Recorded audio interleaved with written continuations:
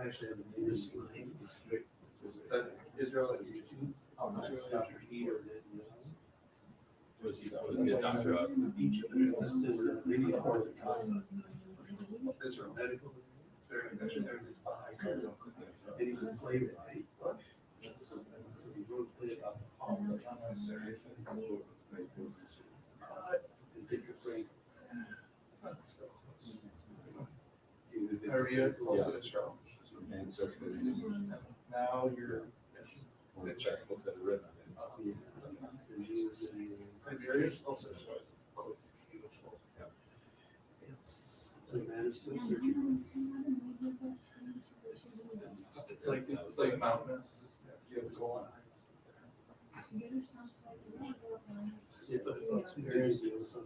So much of it all.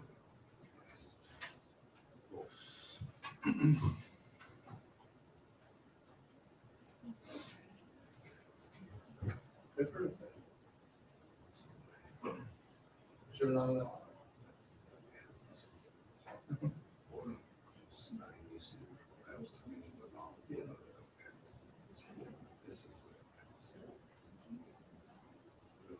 Have you been to We're not in the too. You were at the launch. I did it. Oh, we didn't really. It's Emirates. It's nice that they do. It should be like one of us.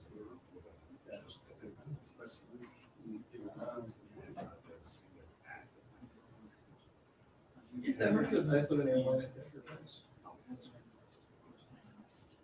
That's the first class. Right.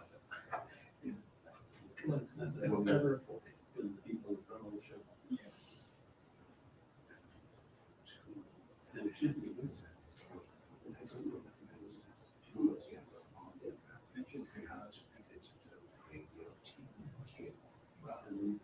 So you got free chocolate?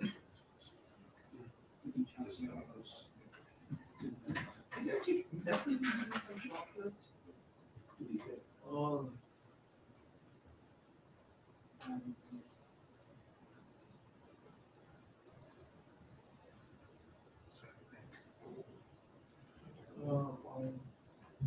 So Alex?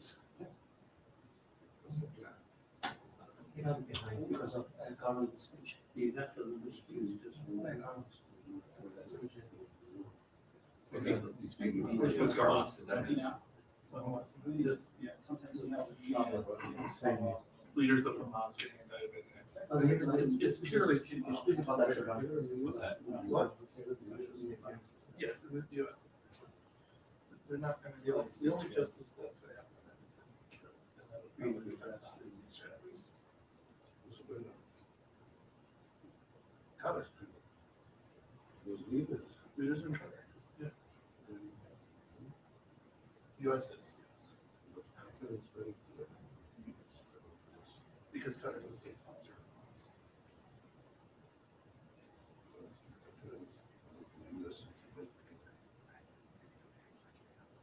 Right.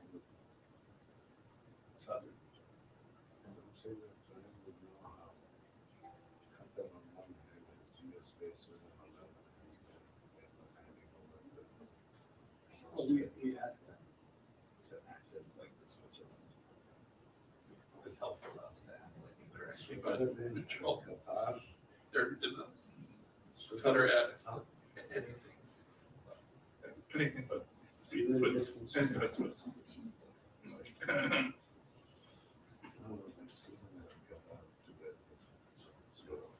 the answer is just pure.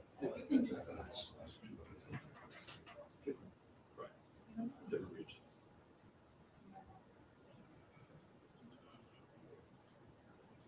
At least, is Mathew Islam, and then Mohammed as well. Still have the Shah and Seymour still out there. And those two were everybody. But Israel's going to tell them before they ever see the U.S. courtroom.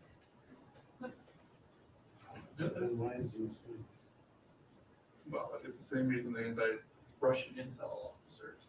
They know they're not going to get them extradited. They know they're not going to see a U.S. courtroom. It's purely.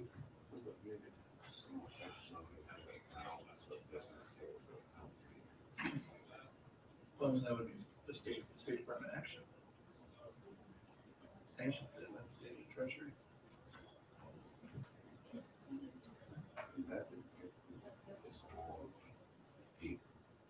Yes.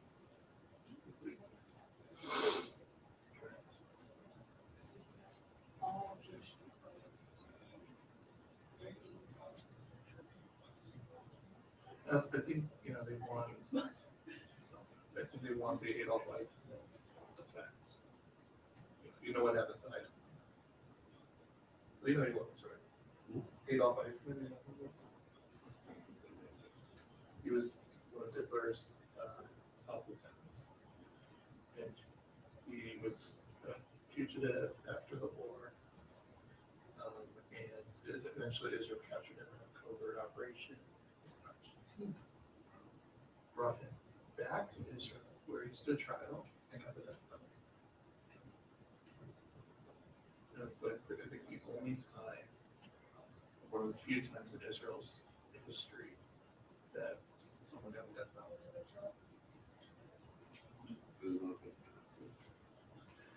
That I think there is, but it's rarely used.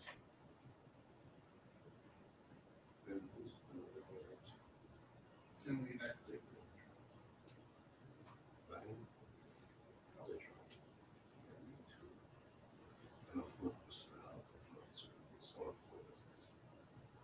What? Who's going to win the elections? Trump. All four of us agree. What? All four of us agree. Well, that's what I hope as well. As your neighbors. Someone's calling.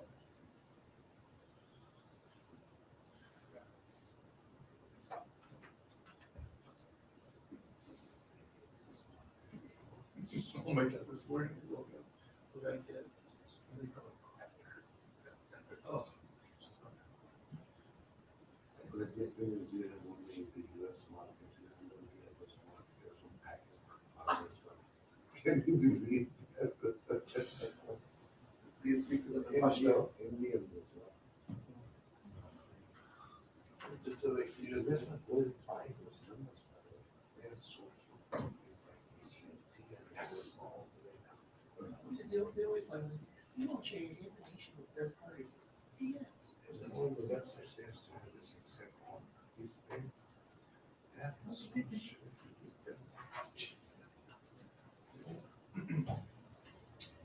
Okay to share this with me. It's cookies. Why not brownies?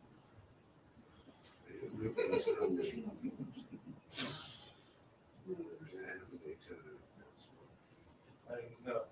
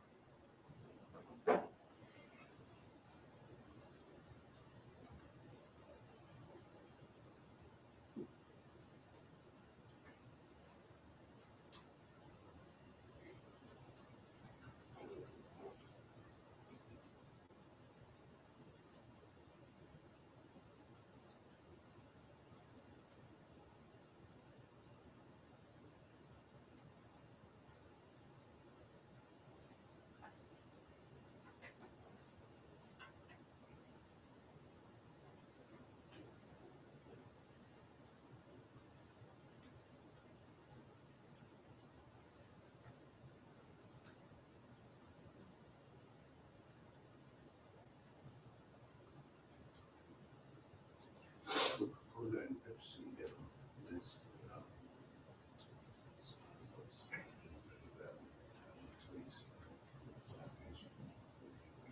Starbucks has not done, Starbucks did not do well in Israel. I know that. The whole Middle East. It's not surprising. It's not surprising because it's just, they're different cultures.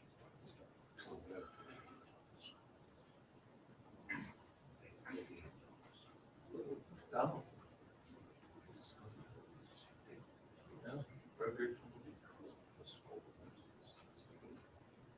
No, there was more just cultural.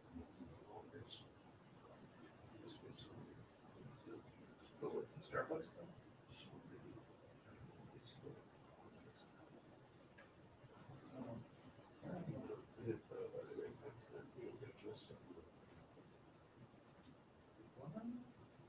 Life doesn't follow these kind of stories, you know, you just.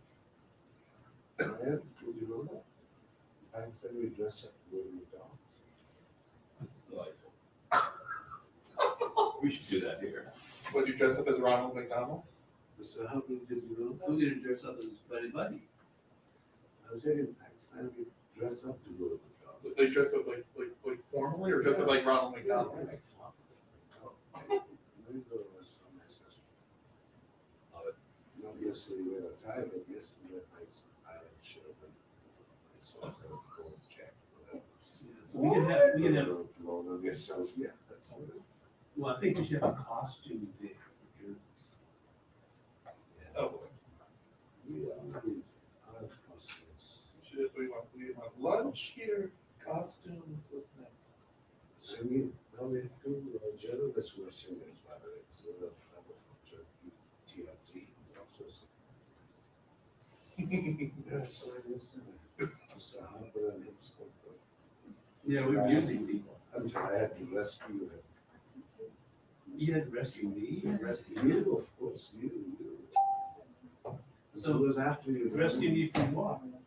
This was asking you about your singing capabilities, which instruments you played, and I remember everything. That was great, I love to talk to them. Yes. I know, so that's what I'm saying. That we're singers. We have singers and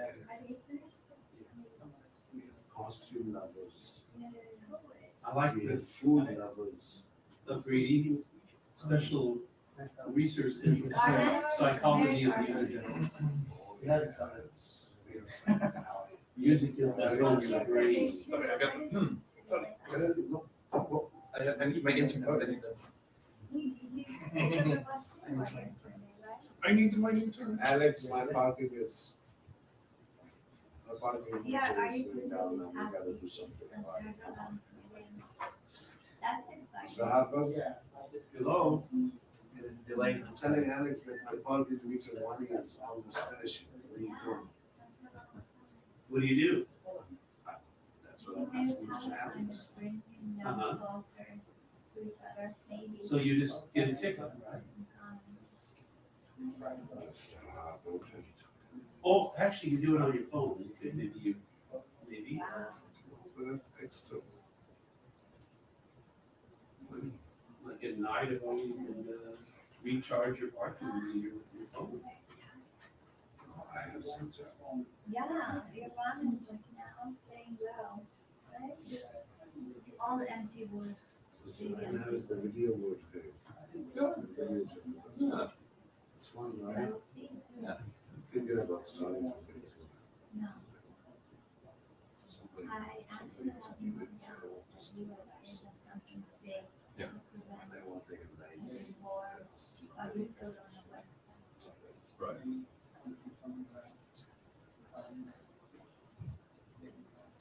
They want to do one in Spanish, one in Yeah, no. English, one in Trump is gonna come and he's gonna. I don't know. That'd be great. Yeah, I think he's gonna make it, but I think what is gonna happen is that he's gonna change the entire deal again, their housing.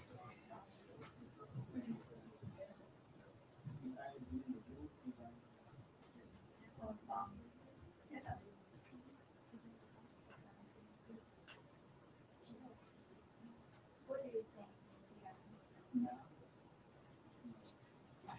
But in 2 months, So Mr. Harper, are you gonna sing some song that he's? do you want her to win or you think? Let me entertain you or Yes, she has something? more chance. No, how about you? You want her to I wish I knew how to sing. Is one note after the other. So I, do you know that? Is it singer or? I could have guessed that, just from the. Very good one. It's a very good No. one. And he plays the piano and, you know, the Trumpet. Yeah. I had a very special experience of singing Over the Rainbow with the band. And I played You can do it differently because they only have sang it. You know what? I know that's But okay. you know, They're different, more softer than more like, I'm happy that you they're did really that. more romantic. And I like that. That was the best thing anyone has ever done. To kill someone. Please. Yeah, we just wait.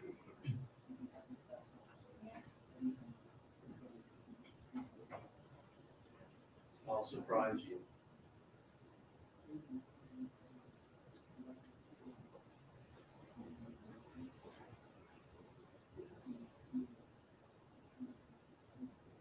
Good suggestion of me. It may not be the time to do it.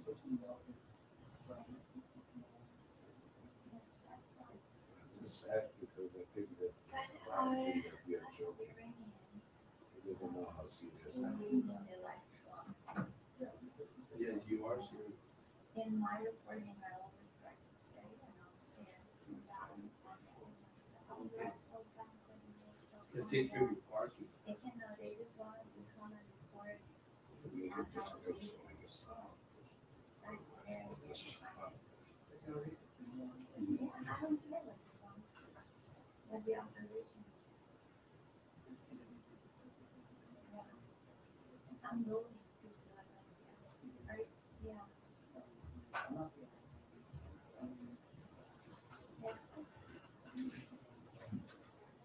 Is it a rat or a water?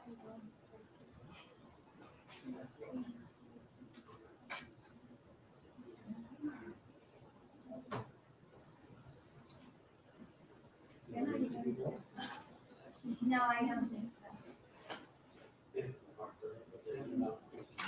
Yeah, I've heard you asking questions before. Yeah, I'm sorry, I'm from Iran International. Yeah.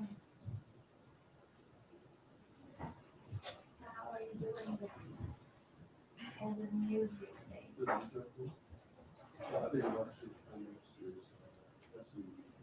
Yeah. Do you think there's something? Awesome. Not easy. Awesome. Yeah. Is this the Frontier Post? The reason is. There was a poll yesterday from JNS, I guess, that was showing that 49% of Jewish Israelis are in favor of keeping Philadelphia. And only 43 think that military presence. So that was very interesting. Because if you look at the footage coming, out of Israel, Did you write all we this? think that people don't want that. Right? They want Israel to come out of it. I met the previous one, was there, in June, I think I was in Jerusalem. The Passover. He's one of the only brothers. Most of you people. Alex, do you have your Wi-Fi? He hoped. And by giving a quote over it, his response.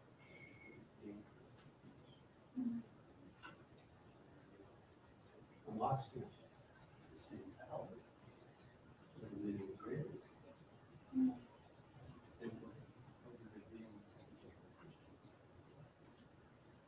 It's a very complicated situation. Like a dead end. Somebody, well, there's actually ancient Jewish yeah, and you have a little touch that you can put in, you have no need for more than that.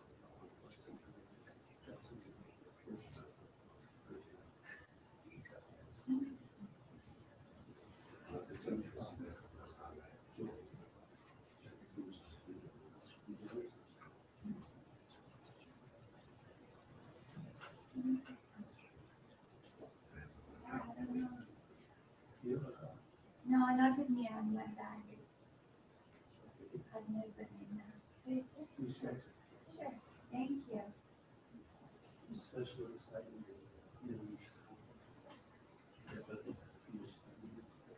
Lovely.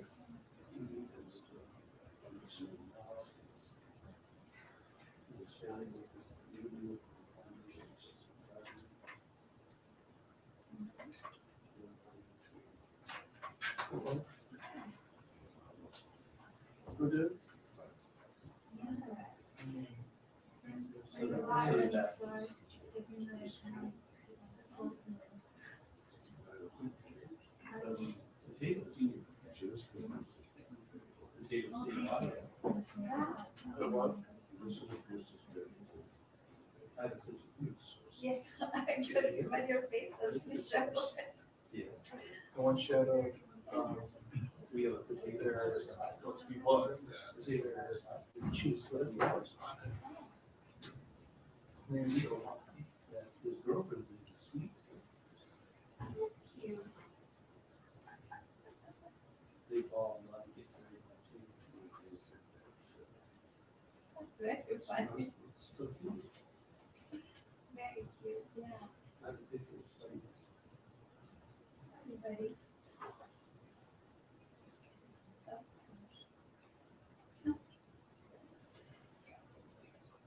They have a sense of use. Potato. We have a potato museum. Potato photographs. All Wisconsin and cheese.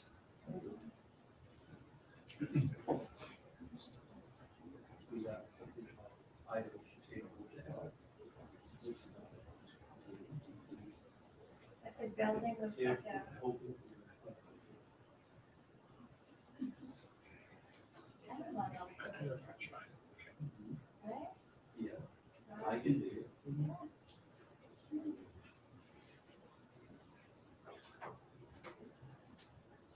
What is it? Potato.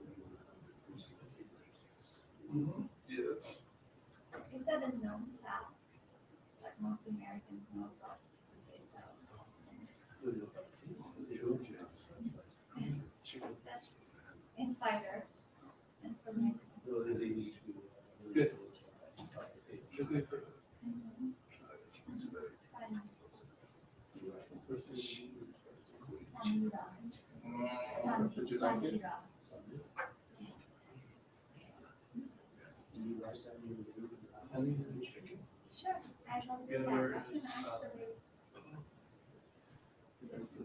yeah. Fish I saw that, what is it, that you can cook it, you know, if you wanna, it's great for dinner before you. Which one is No, I know.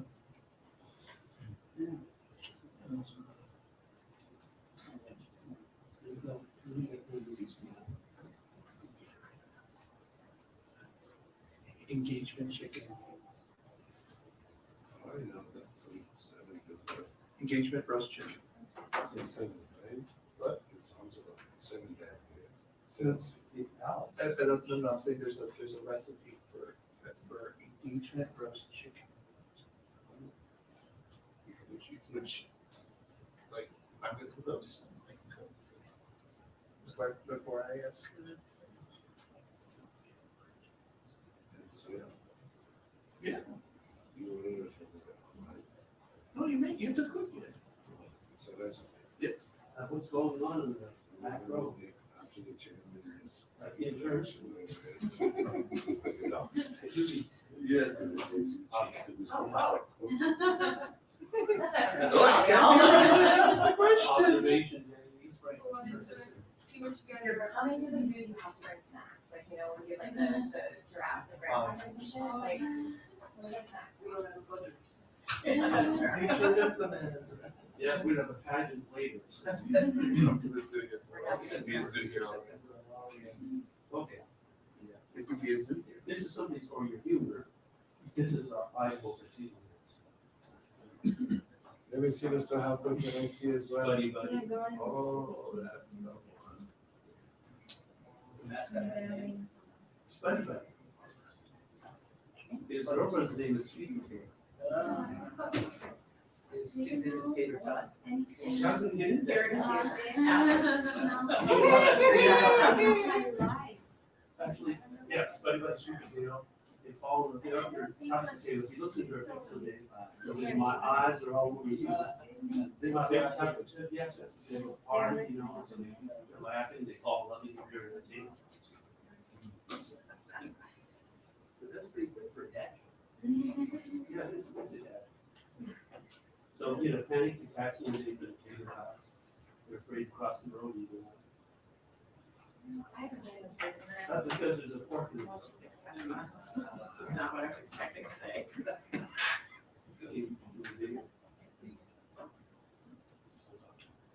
Enjoy it. You weren't expecting some humor. I guess not. Are you a proud Idaho? I used to work for potato. No. So is that a common joke for everyone on the Yes. The potato plots. We have potato joke websites. Potato hotel. in case you need a break from the And what? in case you need a break from all the potato work and the potato jokes. Yeah. You did Iowa before? Yes, I covered the stabbing of 4 kids at a university there. It was not a fun trip. Remember the, It was freezing and awful. Yeah. remember the Tragedy. Forget when that was. Last twenty, December, November? Wait, last like October, November. Yeah. It was right before their Thanksgiving break, so last November. Yeah. Oh, I thought it was 2 years ago. No.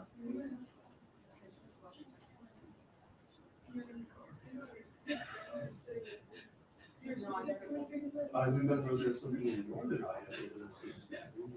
Just protein.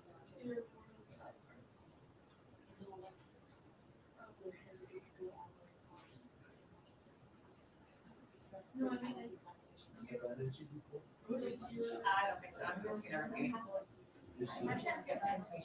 Jeff. Hey, Christina. They've seen your Twitter about not a doubt. Yeah. I don't. Thank you very much. Christian. you can go like.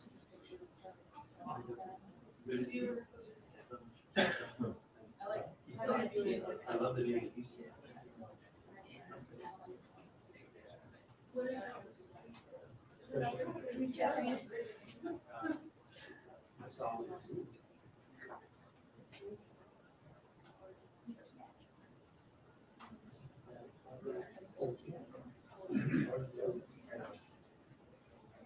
These texts.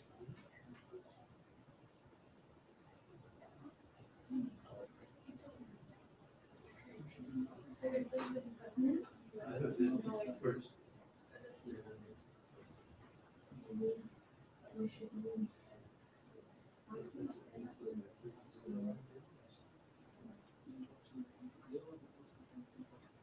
Do you have you have we were supposed to send your AF for a while, it's not working. And then you went to go view the charger and see this. No, he's back now. He's been to something else before, but I don't know if it's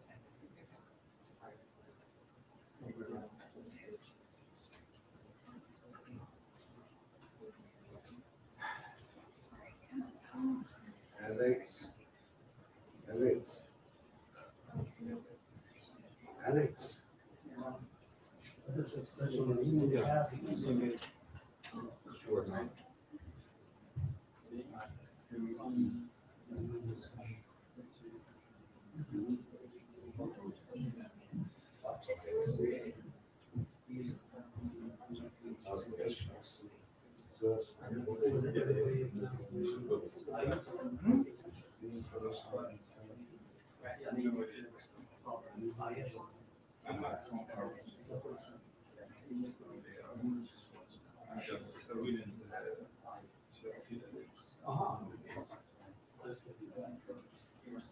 Even more than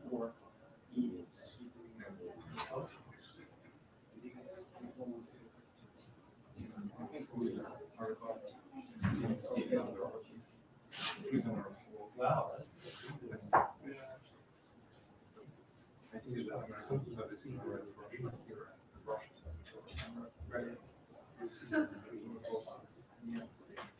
how is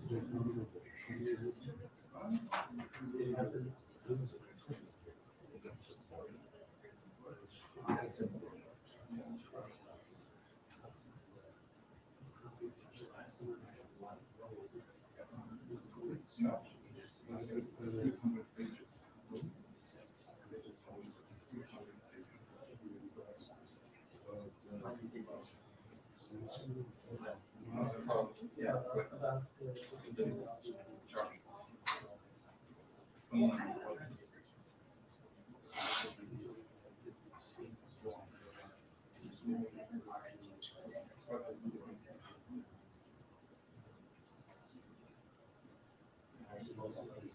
The stuff I think is very comes out in the report.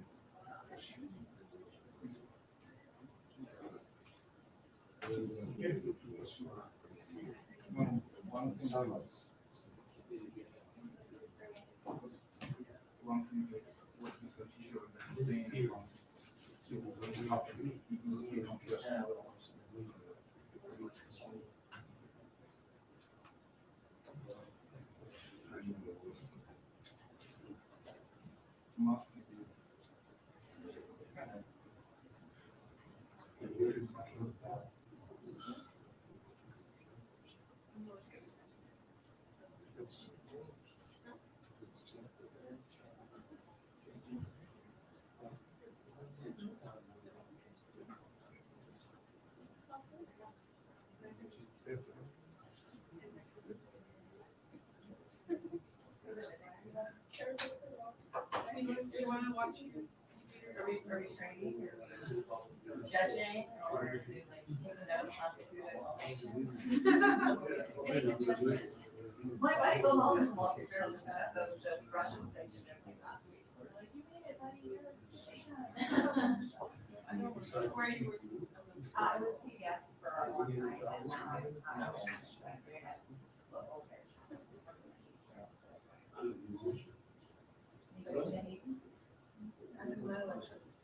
Continue. Yeah, yes, yeah. When? After the earthquake, my dad was hurt, so he went, we did some volunteering, and I was really young, it was like 10 or 11. But I sold cookies after school, and I went to donate the money. Right. Alex.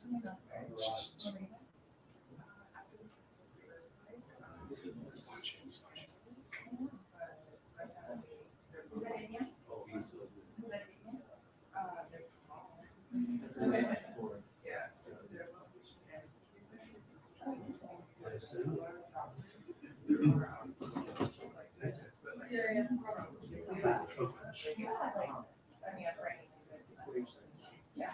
That's what we're Oh. I expect you will be back. Everything's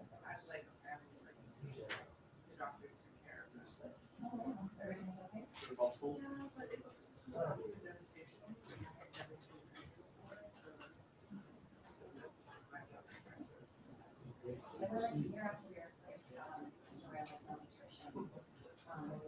Just a matter. Rural areas,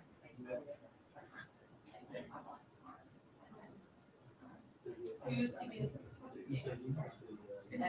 no worries, and that's when like, all the UN money is there, $60 for like, crazy. And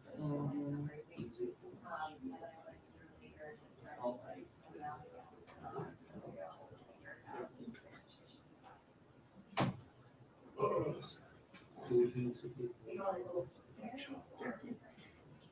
We're on the same office, so we still know our college. Here's the 10-week internship. Dude, I actually college. He's new to our office, admin assistant, fresh out of law school, and then Thomas is on a sick leave with the HS. Oh, cool, all right, that's all. Yeah. You might have no authority.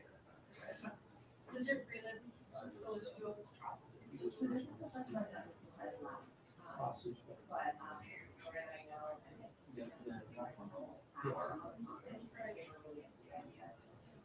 What's your interest? Is it just I'm just like, it's a interesting place, and I know, it's like, it's, industry, I don't know, people that were like,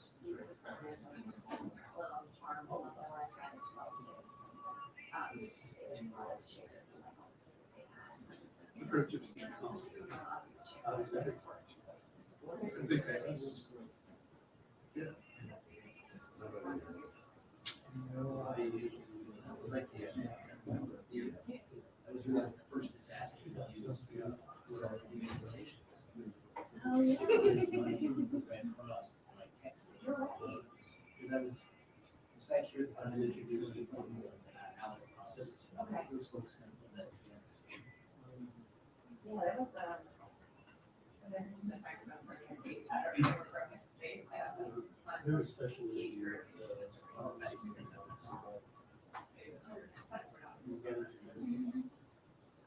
so? What's the name of the podcast? One decision. Yeah. What is it? One decision. One decision. Yeah. So yeah, next Thursday. Yeah. Access these people get. What are you guys doing? I'm majoring in politics and economics, international studies. Okay. And then I also study second language. Is that? Dang, points, that's stupid. How are you? I'm doing 3 months international politics, foreign policy, Japanese, at George. University of Washington, the other Washington. Wait, the one that's not in Washington or the one that's actually in Washington? Like in Seattle. Yeah, okay. Yeah. Because there's another one in like St. Louis, right? Yeah, Washington. Why? I don't know the name. Yeah, we had here, it's weird president. This Washington State University. You guys know about that? Is it on the east side?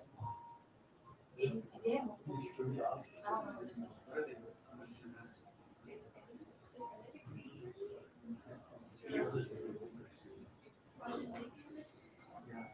Yeah, they got a little like.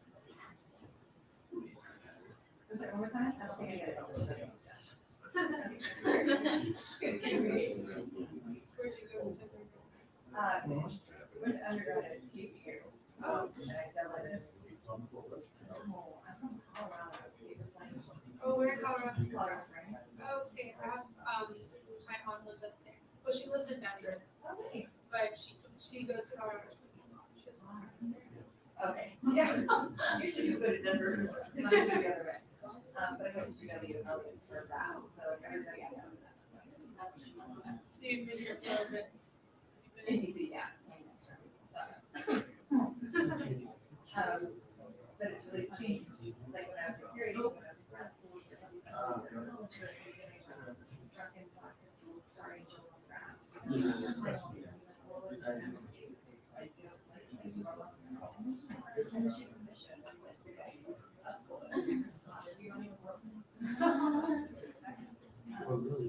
know, like there's so many, like speculation with doctors in the future that use AI.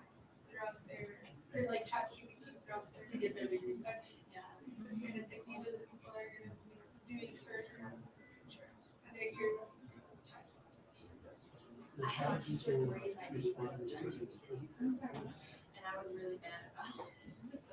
I do love the fact that you use ChatGPT to apply to apply to all the office resumes. You know, you're applying for jobs like all AI now, all those program with AI to like reverse forward and apply like 100 jobs. You got like 100 interviews and you still get it correct.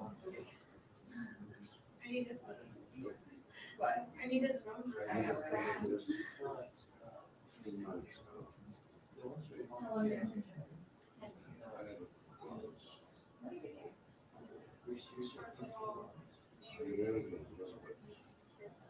What do you think? Did you write it on X? That's better than me. Yeah. Yeah.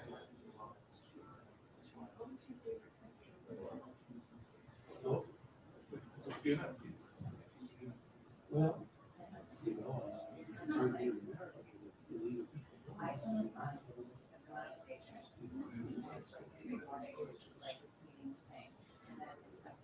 Oh,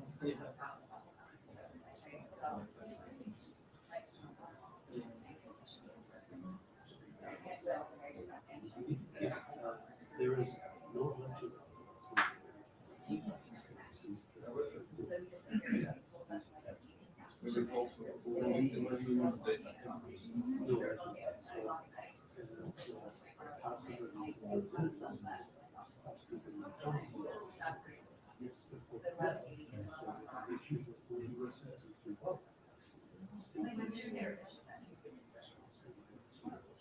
Where's your favorite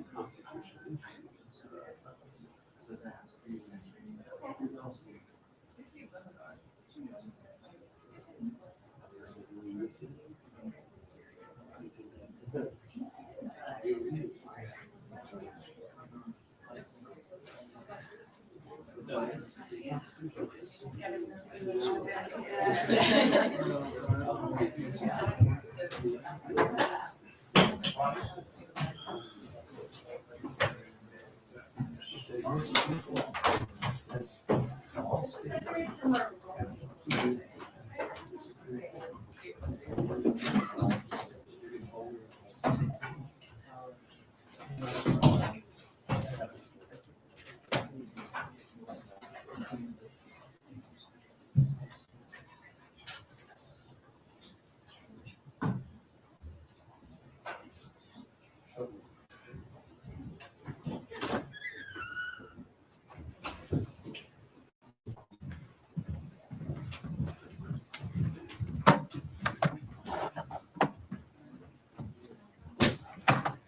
Good afternoon, everyone, and sorry to be late. I'll just start with a couple of announcements before we take questions.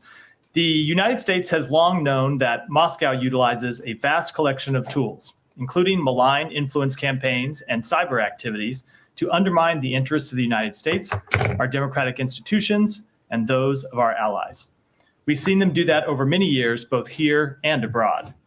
And today, in concert with the Department of Justice and the Department of Treasury, we are revealing the latest actions by the Kremlin to attempt to undermine our democratic institutions.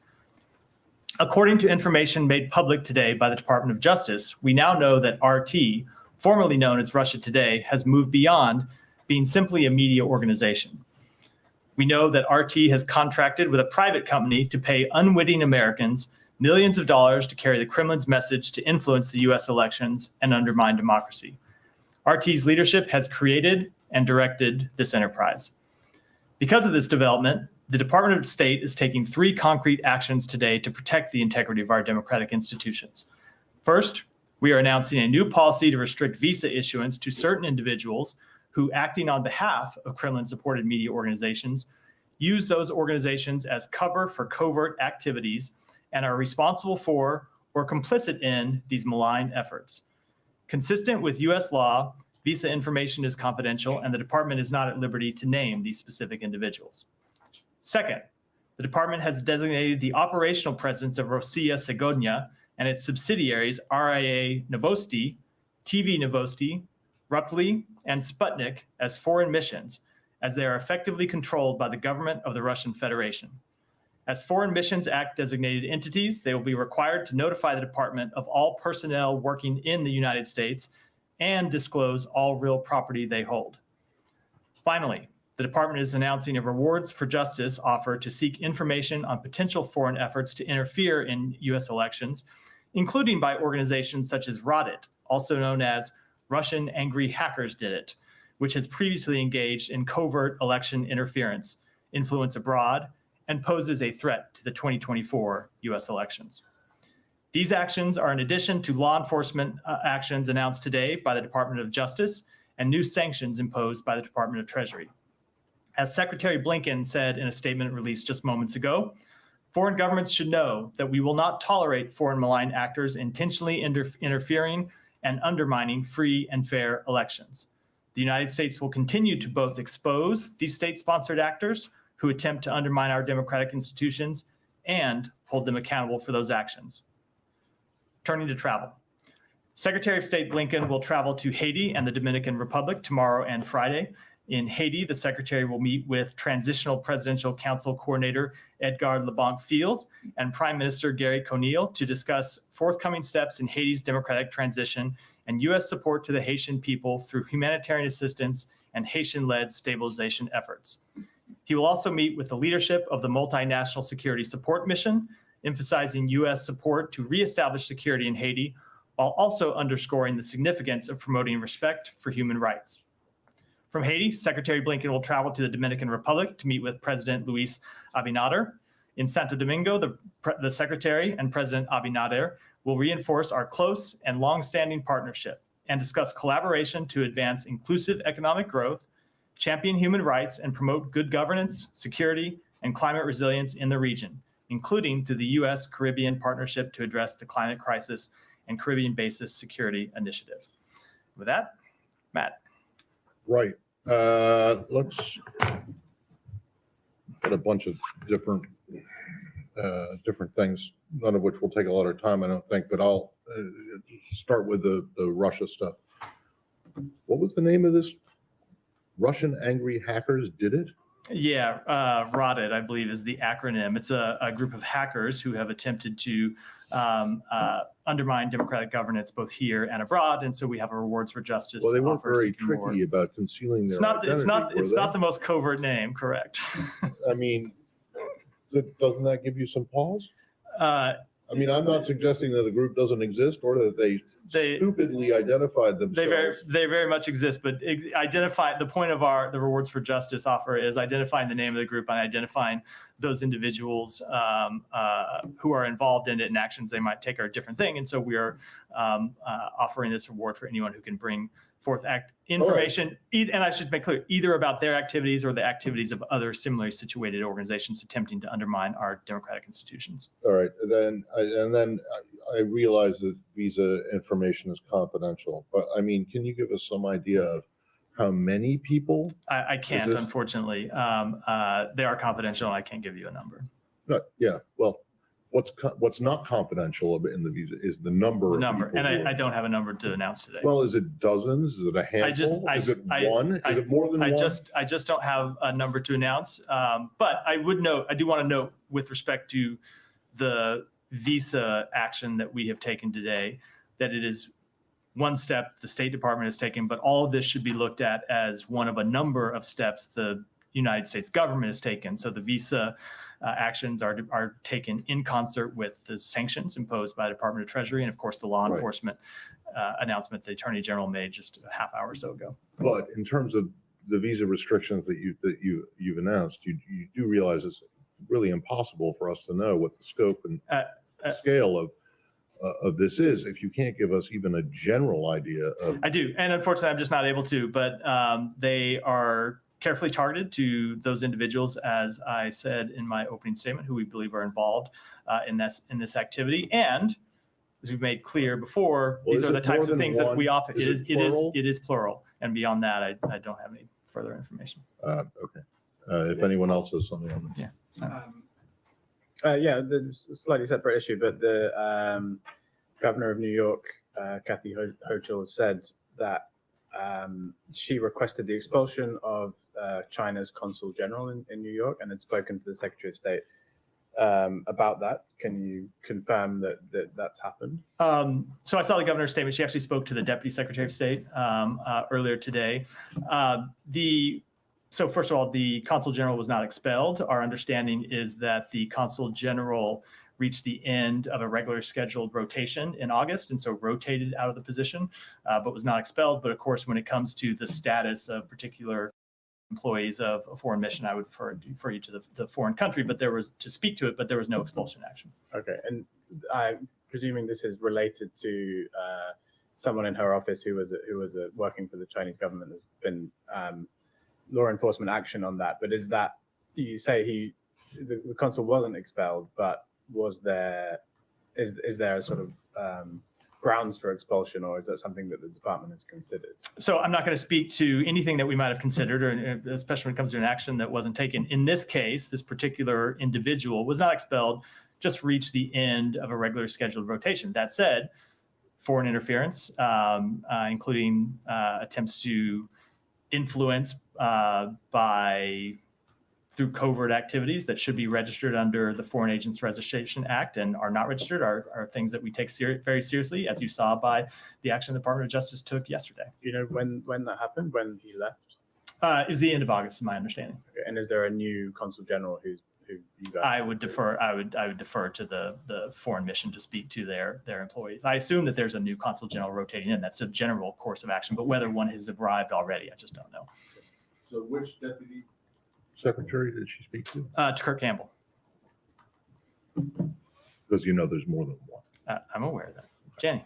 Thank you, Matt. The U.S. and South Korea extended the deterrence strategy consultative group meeting was held at the State Department today.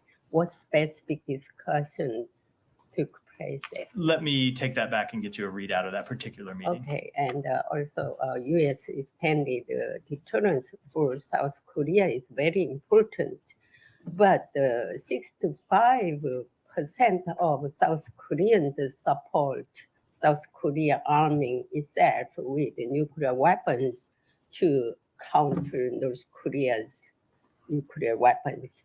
Will the United States authorize tactical nuclear weapons in the South Korea in the near future? So I'm not going to speak to a poll, obviously, but our commitment to full denuclearization of the Korean Peninsula has not changed. Thank you. Yeah, Simon. Can we come back to Haiti? Simon. So Leon, excuse me. the secretary is going tomorrow there. This in support for this multinational force, which is slow in being deployed. This I think 400 Kenyan police so far out of potentially 2,500 policemen from various countries. There's also issues on the financing the force and the equipment and what have you. There's talk about changing the mandate of this force into a UN peacekeeping force, which is something that the U.S. and many other countries were always opposed to because of the UN side of it.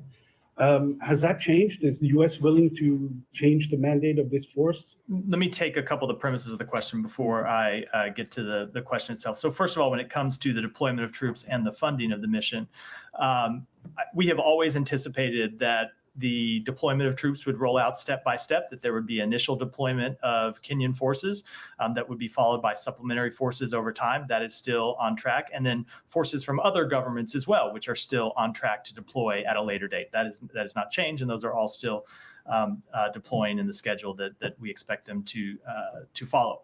When it comes to funding, so I'll speak just on behalf of the United States funding. So we committed $309 million to support the multinational security support mission. $200 million of that was in-kind support from the Department of Defense. That support has already been delivered. And then of the remaining $109 million, which is State Department funding for things like radios, night vision goggles, police gear, a very large tranche of that, tens of millions of dollars, has already been deployed, has arrived in Haiti, and more will continue to deploy over the course of the coming weeks and months. So we are well on track with both the funding and the deployment of personnel. When it comes to the mandate and the oversight structure, so we have always been willing to consider whatever options were appropriate to ensure that this mission had the appropriate oversight structure to ensure that it could fulfill and maintain security for the Haitian people.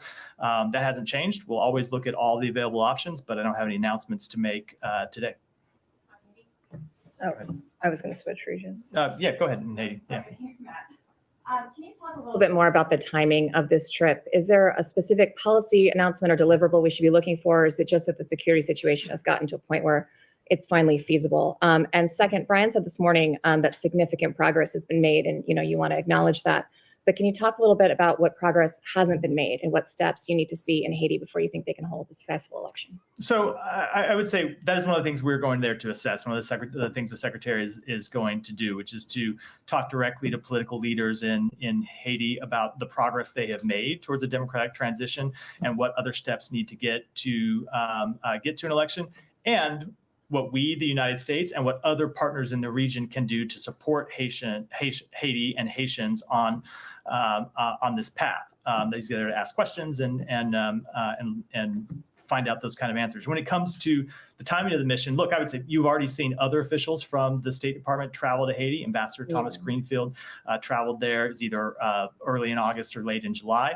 And so with the timing of this trip, the secretary just thought it was important to go check in both, as I said, on democratic progress and governance, and also on the multinational security support mission, and see how it's actually working and what more we can do, both on the funding side and on the oversight side.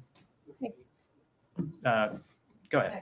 Yeah, you can switch. Netanyahu again doubled down today, saying they would not leave the Philadelphia corridor. How do you expect to bridge the gap on this, given his continued insistence that Israeli forces? So what I'm not going to do is negotiate in public on this question. I will just reiterate what we have said before, which is the government of Israel, from the prime minister on down, have accepted the proposal put forward by the president and the bridging proposal, which included the withdrawal of Israeli forces from densely populated areas throughout the Gaza Strip.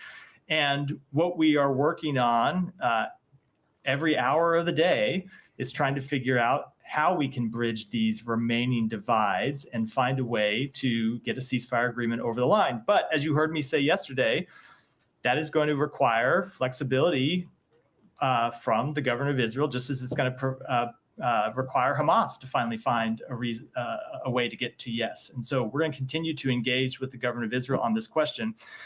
We recognize the very real security needs that Israel has to ensuring that there can't be smuggling across the Philadelphia corridor. We think that there are ways to address that. And it's also important that we recognize the very real security imperatives to Israel in reaching a ceasefire that allows us to hopefully reach a diplomatic resolution to the situation on the Israeli-Lebanon border, and hopefully helps us calm broader regional tensions, all of which are a threat to Israel's security. And so I bring all that up just because oftentimes this discussion gets focused on this one particular threat to Israel's security, which is the potential for smuggling across the Philadelphia corridor, which we think is important to address. But it shouldn't be discussed in absence of all the other improvements to Israel's security that we believe a ceasefire agreement would bring about. What makes you think they'll show any flexibility, though, given that Netanyahu again and again and again insists that there will be a presence in the Philadelphia corridor? Well, that is the point of negotiations, and that is why we are engaged in these negotiations with Israel and with our fellow mediating countries, Egypt and Qatar. Not going to try to hammer through that in public, but we're going to continue to have these negotiations because we believe getting a ceasefire and finding a way to bridge these divides is in the interest of Israel, just as we believe it's manifestly in the interest of the Palestinian people and the broader region. And when do you expect higher level negotiations or in-person negotiations? I don't want to put a timetable on it. We want to get this proposal developed as soon as possible and get it over to Israel and Hamas, and then try to get a final agreement. Netanyahu also said he would not change his policies to minimize civilian casualties. This flies directly in the face of your continued calls for him to stem those civilian casualties. So how do you intend to hold him accountable to actually stop the civilian casualties? So I want to see that direct quote and see exactly the context of it that it was in before I respond specifically to it. But I will say we think it is absolutely imperative. It is a moral imperative, and it is a security imperative to Israel that they minimize civilian casualties. And we have, at a number of times through the course of this campaign, gone to them with specific recommendations of things that they can do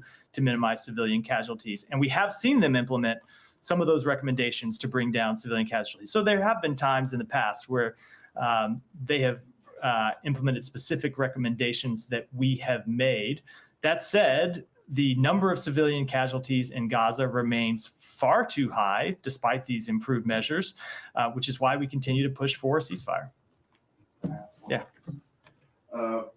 the U.S. keeps saying that the Israeli government accepted the U.S. proposal. I mean, President proposal on May 31st, and whatever verdict comes after that. But what we hear from Netanyahu today, or what is reported by Israeli sources, that Netanyahu keeps adding more conditions, keep changing his position all the time. What is the version here? Is he accepting it, or he is changing his mind all the time? So I am, as I said in response to Jennifer's question, not going to negotiate in public. And I know that's not what you asked me to do, but it does require me to get into some underlying details, which I'm just unfortunately not able to do here. But what I will say is, I said this, I know you weren't here yesterday, but I did say this at the briefing yesterday. Secretary made clear when he was in the region, just as the president made clear when he outlined the proposal on May 31st, that neither one of those were the end of the process, that there were very important steps that still remained to be litigated and discussed among the parties, and that on which we needed to reach agreement. Secretary made that clear, that when the prime minister accepted the bridging proposal, there were still a number of implementing agreements that we were going to need to reach to outline how that bridging proposal would actually be implemented in practice. And those discussions are ongoing. So all I can tell you is what the United States is going to continue to impress upon the parties, and that is that a ceasefire is in all of their interests. That a ceasefire is, of course, in the interest of the Palestinian people, but it is very much in the interest of the Israeli people too. But ultimately, the government of Israel is going to have to make decisions about what it signs up to. And we're going to impress upon them what we think is in their interest, but those are decisions that the prime minister, in consultation with other leaders in the government of Israel, is going to have to make. And I want to go back to the Philadelphia corridor. I mean, Netanyahu today, as you noticed, he doubled down that Israel needs to control this area. And this is complicating the negotiation process and also the Egyptian role as a mediator, because Egypt is rejecting that. Are you trying to give proposals, for example, as from the U.S. as solutions for this impasse? We are, and we have. We have presented a number of possible solutions to the various parties to how to ensure ensure security in the Philadelphia corridor and to prevent smuggling along that corridor. And I would add, without getting too much into the details, that a number of those solutions do not require the ongoing presence of Israeli forces. And we have made clear that we are opposed to the long-term presence of Israeli forces inside Gaza. It's one of the principles the secretary outlined back in November, just a month into this war. So if you look at the way that the proposal is set up, it calls for, in phase one, the withdrawal of Israeli forces from densely populated areas, and in phase two, the withdrawal of Israeli forces from other areas of the Gaza Strip.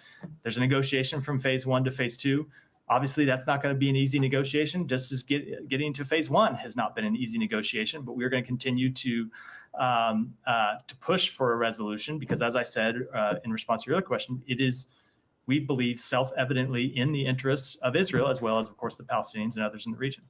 One last question, I want to go to the West Bank. There's an ongoing Israeli security operation there. I mean, faded down, but it was for the last 4 days in Jenin and Tulkarem and other areas. But at the same time, there was also a settlers movement that seized thousands of dunams.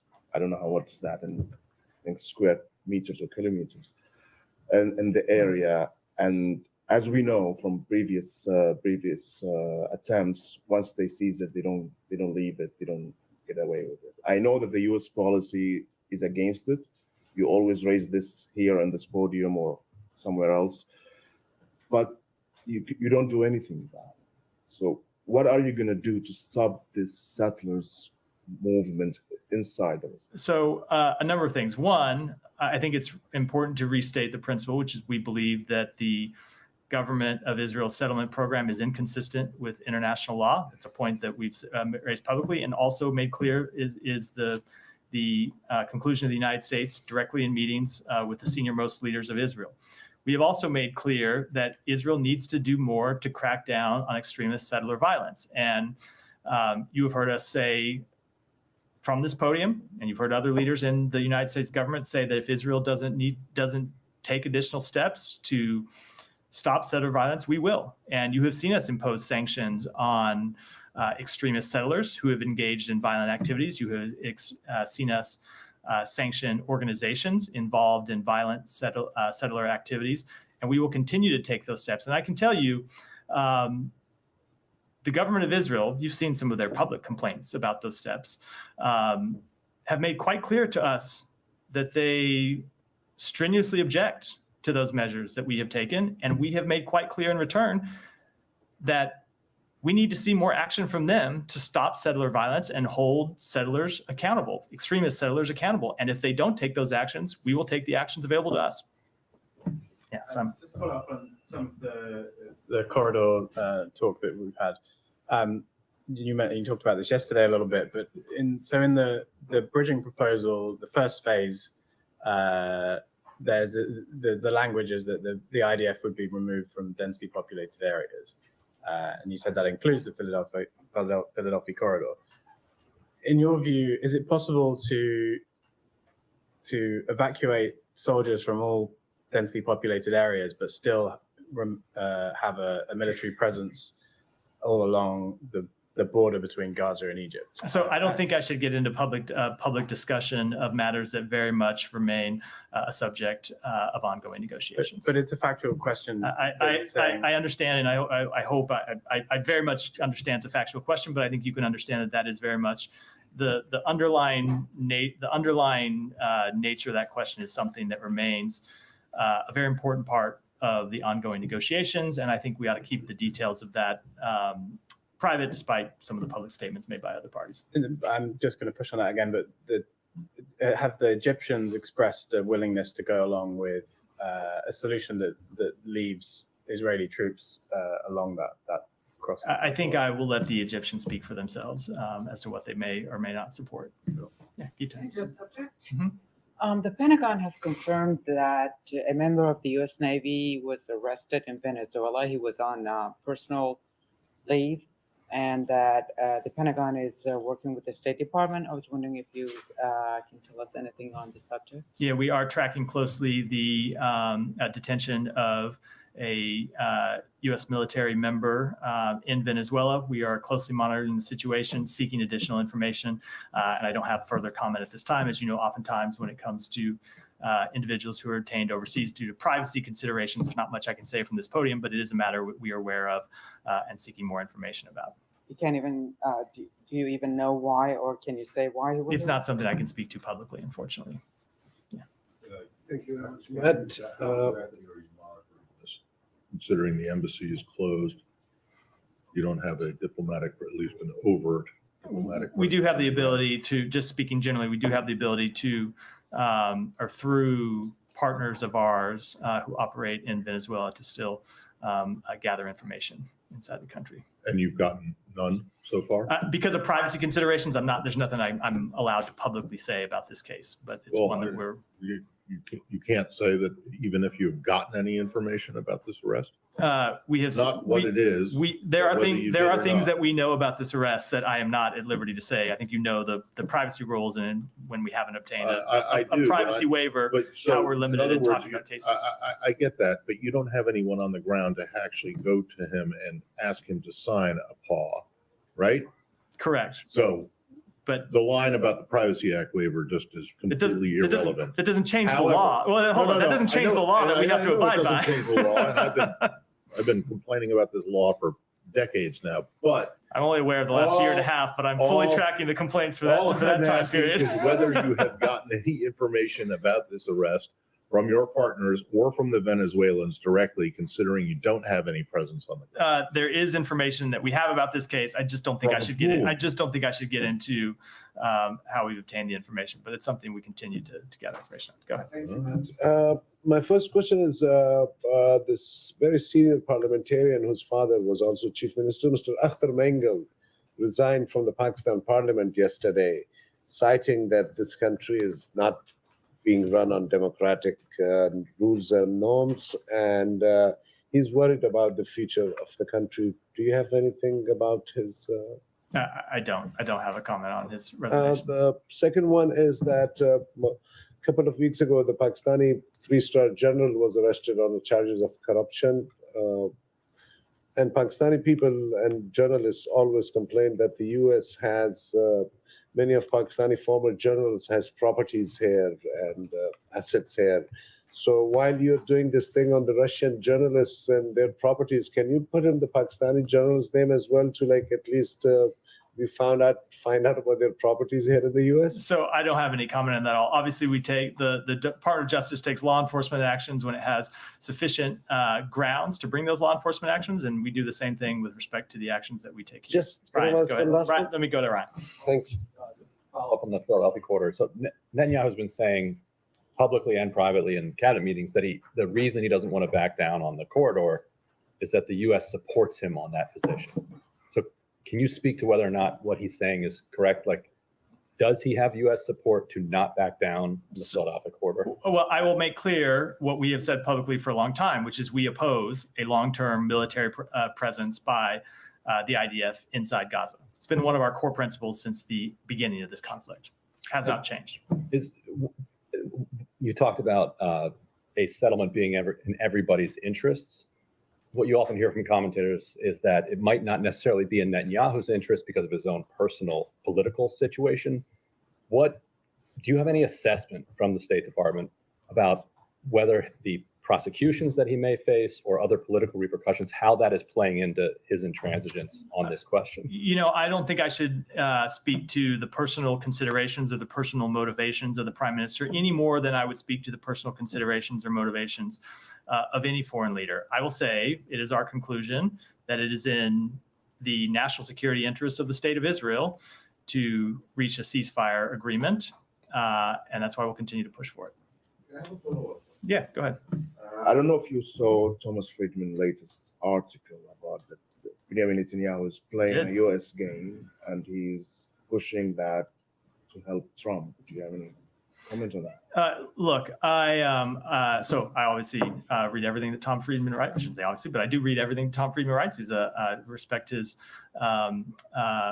judgment about matters in the Middle East and his long experience there. But I think I should probably refrain from commenting on anything in any way that touches on the U.S. election. Yeah. Thanks, Max. Moving back to the West Bank, there was a footage 2 days ago showing Israeli bulldozers targeting a group of journalists, including journalists working for TRT and Anadolu, while they were covering Israeli raid in Jenin. Do you have any comment on that? And generally, and do you have anything to say on the Israeli offensive in the West Bank recently, which is the largest assault over almost 2 decades? So first of all, we absolutely oppose any targeting of journalists, which I'm not saying is something that happened here. It's not a conclusion we have reached, but we would oppose any targeting of journalists anywhere in the world by any forces. We think the work that journalists do is absolutely essential to gather information to show the world what's happening, especially in conflict zones, to show the United States government what's happening in conflict zones. We have our own means of gathering information, but we very much rely on the work as well of respected journalists operating in very difficult places. And so we want them to be able to continue to do those jobs free from harassment of any kind. With respect to Israel's operations in the West Bank, look, Israel obviously has the right to conduct legitimate counterterrorism operations that target militants that are attempting to or about to carry out attacks against the state of Israel, against civilians, targeting civilians. But they need to do that in a way that respects human rights, that respects the rule of law, and is appropriately calibrated. And I would also say, even separate, that's a matter that's a question of principle. When it comes to a strategic matter, it very much is in Israel's interest not to see further instability in the West Bank and to not take actions that would increase instability in the West Bank. You look at the situation that Israel faces, where they're facing an ongoing war in Gaza, where they're facing firing across the border with Lebanon, exchange of fire with Hezbollah that has risked spiraling into a full-blown conflict at various times. Adding further instability in the West Bank is not in any way in Israel's security interests. Thank you. I have just one follow-up. So you said Israel has the right to conduct counterterrorism operations, but some human rights groups accuse Israel actually of collective punishment in the West Bank. And according to the UN today, thousands of people in the North Shams refugee camp have experienced water cutoffs, and they attribute it to damage caused to the water networks. And we have seen many homes and roads have been destroyed by Israeli forces. So there were footage showing that. So do you believe that Israel is engaging collective punishment? Look, we believe that they need to, I'm sorry, I didn't mean to cut you off. We believe that they need to conduct their counterterrorism operations in a way that are targeted against individuals engaged in terrorism, against individuals who pose a threat to civilians, not in any way against the broader Palestinian population. And we have made that clear to them over any number of engagements. We make that clear to them in an ongoing basis. And as I said, when it comes to stability in the West Bank, operations that inflame local tensions, that cause an increase in instability, can have a very deleterious effect on Israel's own security. So it's not just that they have a moral imperative to conduct counterterrorism operations in a way that complies with the law. They also have a very serious security imperative to do so. Yeah. Thank you, Matt. You spoke about the Russian attempt to interfere in the U.S. election. Do you see the same intent, the same attempts by Iran to interfere in the U.S. election? As today, New York Times suggested that Iran is emerging as a top disinformation threat in the U.S. election. We have seen attempts by Iran to interfere in the U.S. election. The intelligence community released a statement several weeks ago about attempts by Iran to hack into one of the presidential candidates' campaigns. So yes, we do. So are you going to take the same measures as you took? We take it very seriously. I'm not going to preview any measures that we will take, but as I said in my opening statement, there are two things that we look to do in these situations. One is to expose people who attempt to interfere in our elections, and two, to hold them accountable, and that's what we'll continue to do. Oh, thank you, Matt. In light of Hamas recently murdering Israel, those hostages, and the pressure being put on Israel to give up control of the Philadelphia corridor, I wanted to ask you, why is Israel being expected to make concessions if that will only encourage Hamas to perpetuate further atrocities by rewarding them for bad behavior? And I have a follow-up. So I obviously would very much reject the premise of that question. We are making clear to Israel that we think a deal is in their security interests, as you've heard me say in response to previous questions. We absolutely support bringing members of Hamas to justice. You saw the Justice Department, our own Justice Department, unseal indictments for the leaders of Hamas yesterday. We've made very clear that we want to see leaders of Hamas brought to justice. But we also believe that it is in Israel's security interest to reach a ceasefire that brings the hostages home, that brings them home safely and securely, and that furthers Israel's long-term security interests. And one of the things you heard the secretary say recently is that every day that goes by without a ceasefire risks other events happening. One of those events, of course, is further escalation in the region, but one of the very real tragic events is the death, the murder of hostages, and we don't want to see that happen. And additionally, what pressure has the U.S. applied to Qatar to get Hamas to release hostages? So we have been in constant dialogue with Qatar since the hours after the October 7th attack about their communications with Hamas and their relationship with Hamas. And what we have seen over and again is Qatar using its relationship with Hamas to try to get to a ceasefire that would bring the hostages home, that would advance the broader security interests of the region. And we very much appreciate the work that Qatar has done in this respect, in the same way we appreciate the work that Egypt has done in this respect to try to get a ceasefire that would bring the hostages home. Keep it back. You referenced the indictment against Hamas. Clearly, the State Department, the White House must have been aware that the DOJ was going to unseal this indictment. Weren't you worried that it may affect the negotiations, the ceasefire negotiations? So no, we're not in any way worried that these would affect the ceasefire negotiations. I'm not going to speak to interagency coordination. Obviously, the Department of Justice makes its own determinations when it comes to law enforcement matters. They are in certain national security matters able to communicate with others in the United States government, but I won't speak to those. But no, I don't in any way believe that these indictments would jeopardize the ceasefire negotiations. And I dare say that if the government believed that they would in any way jeopardize the ceasefire negotiations, you wouldn't have seen the Justice Department unseal them at this time. I mean, Sinwar is the main remaining person, and he's also in the indictment, and he's also the other side of the negotiation table. Look, it's very important for us to be able to do two things. One, make clear that we will hold Hamas responsible for their crimes, for their terrorism, for their murders of American citizens. And two, try and get a deal that would bring the remaining hostages home. And we have to be willing to do both. And I recognize the tension at times in trying to do both, but we believe it's very much in our interest to try and do that. And we don't believe in any way the unsealing of this indictment is something that's going to enter into the calculations that Hamas may be making about whether to accept a ceasefire or not. It's just not something that we find to be likely. Matt, can you just clarify something technically on the timing of it, though, because obviously this came after the news about the hostages on the weekend, but also the DOJ had said on background that that it was no longer necessary to seal the indictment and that 3 of the Hamas leaders are deceased, and given, quote, various things that have happened in the region. Can you just clarify why this happened now? You've had over 40 Americans who were killed on October 7th. So a number of years ago, when I was the spokesperson for the Department of Justice, I might have been able to clarify that, but I no longer am. So I would refer you to the Department of Justice to talk about the timing of the indictment. Yeah. I have one topic, but we'll go back to your opening statement. Please bear with me.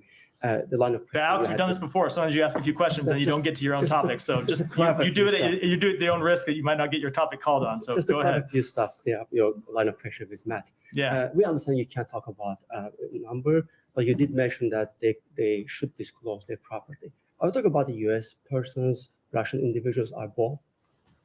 It was with respect to the parent company of RT, and the other entities we named are now required to register as foreign missions acts. They have to as foreign mission designees, and so the requirements under that law are that they have to disclose all of their employees and all of their real property, which when you look at one of our main objectives, which is be able to identify activities that foreign missions are engaged in, it's obviously very helpful to us to know all of the various individuals working in their employment as well as the property that they own. To unpack it a little bit, RT, Sputnik, and others, if I understood you correctly, you're not banning them from operating in the US. So how many of them are holding FPC, State Department's Foreign Press Center's credentials? Are holding what? I'm sorry, I didn't understand. Foreign Press Center's credentials. I would refer you to the Foreign Press Center. I have no idea. And the scope of the operation, is it a purely US-focused operation, or they also are targeting the allies? And if so, why are you acting alone? So we have seen a number of actions by the Russian government to target our allies' democratic institutions and to undermine the exercises of democracy in our allies.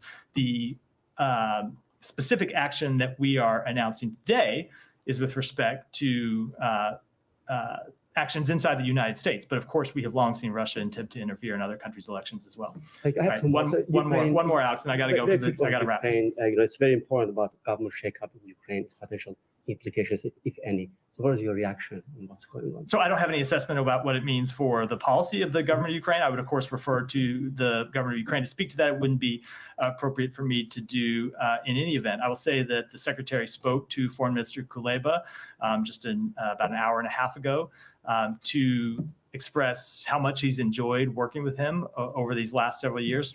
Foreign Minister Kuleba has been an extraordinary partner of the United States in our work to support Ukraine Ukraine in repelling Russia's aggression and fighting back against Russia's aggression, as well as the work that we have done to marshal diplomatic support. In some ways, Foreign Minister Kuleba has been our foremost partner in going around the world trying to get diplomatic support, both for supporting Ukraine and for holding Russia accountable. I think you've heard both the secretary and the foreign minister talk about how sometimes they get in these meetings and the first thing they talk about is, one of them will say, so I know that this country has an air defense system that they might be able to make available if this other country can backfill them with something else. And they're really horse trading, trying to figure out how to solve very specific problems that Ukraine has. And so the secretary expressed his great appreciation and friendship to Foreign Minister Kuleba, and of course that he looks forward to working with his successor. Again, if I yield on Azerbaijan, they had a parliamentary election September 1st, widely criticized by international observers. Opposition boycotted that. Do you have any position? So we share the observation and concerns of the OSCE Office for Democratic Institutions and Human Rights monitoring mission regarding the Azerbaijani September 1st parliamentary election.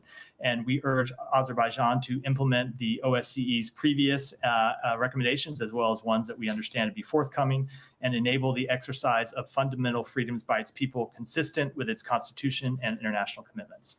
Yeah. Russian Foreign Minister Lavrov said today that the United States needs to think about possible consequences when thinking about supplying Ukraine with long-range missiles, including JASM. There are reports that the United States is planning to supply Ukraine with long-range weapons soon. Do you have any comments? Yeah, our support for Ukraine has been because of the illegal war that Russia has launched against Ukraine. And so if Russia wants to see an end to actions targeting Russian soldiers, the best way it can do that is to end its war and withdraw from Ukraine. It's as simple as that. And second question, just clarification about visa restrictions, what you said. Does it mean that Russian journalists will be expelled from the US, or does it mean that they will not be able to get a new visa? The actions that we announced today were not with respect to Russian journalists. They were with respect to employees of these organizations who were engaged in the illegal activities that were identified by the Justice Department. Yeah, I just wanted to follow up on that as well and ask about kind of in terms of calibrating the response over Russian state media. Was there discussion of a full ban of groups like RT or Россия Сегодня? So I'm never going to talk about internal discussions inside the United States government, but and whenever we are identifying a particular problem or a particular violation by any country or any entity, we look to tailor the policy response appropriately. And that's why you've seen today actions from 3 departments inside the United States government to respond to this particular action by Russia. And just to ask also, is there expectations of kind of retaliation from the Russian side? Was that taken into account? I don't, as always, do not know what Russia will do. One more and then we'll end. Thank you.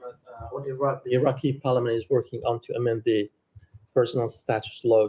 So since the bill initiated, it has sparked concerns and outrage among the Iraqi public. So how does the State Department see the efforts if the bill is passed? Let me take that back and get you a comment on it. Well, we're out for today. Thanks, everyone. Thank you.